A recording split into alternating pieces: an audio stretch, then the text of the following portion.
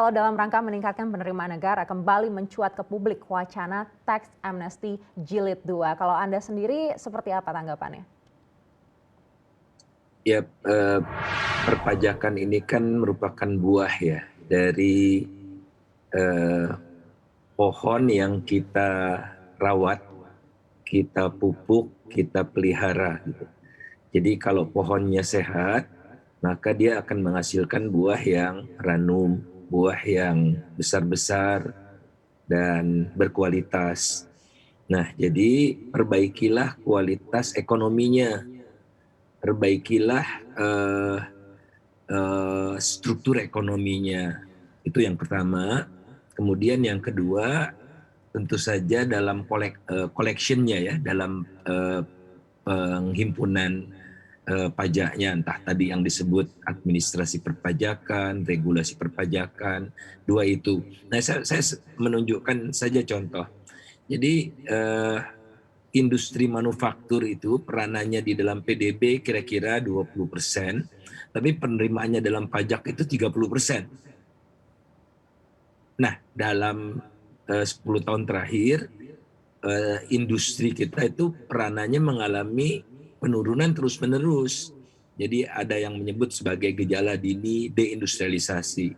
Nah, kalau penyumbang terbesar, sektor yang menyumbang terbesar buat perpajakan itu kontribusi kinerjanya memburuk, ya otomatis memburuk gitu penerimaan pajaknya. Kemudian yang kedua, kegagalan pemerintah untuk menarik pajak dari sektor-sektor yang kelihatannya banyak bolongnya. Nah, contohnya yang paling banyak bolong adalah pertambangan. Peranan pertambangan dalam ekonomi itu misalnya 10%, namun peranan penerimaan pajaknya cuma 5%. Jadi banyak yang bolong, yang saya sebut sebagai tax coefficient. Jadi tax coefficient itu berkisar antara 0 sampai berapa gitu ya, sampai bisa 5 katakanlah. Nah, kalau di bawah satu itu artinya tax koefisiennya di bawah satu, artinya sektor ini banyak jebol, sektor ini banyak leakage-nya, banyak banyak bolongnya gitu. Nah, industri manufaktur itu 1,5, jadi bagus. Industri keuangan 3, sekian. Nah, pertambangan cuma 0,6. Nah, jadi diburulah sektor-sektor yang diduga banyak bolongnya.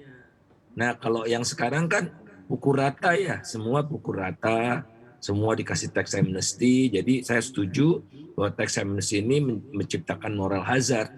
Artinya ya sudahlah, saya nyolong pajak terus, nanti 5 tahun lagi akan ada tax amnesty lagi. Jadi menurut saya sangat buruk, dan ini juga tidak semua disepakati oleh jajaran pemerintahan kelihatannya ya. Ini kalau di media saya lihat yang banyak bicara ini Menko Perekonomian, Kadin gitu ya, dan anggota DPR dari Golkar gitu. Jadi anasir-anasir Orde Baru lah.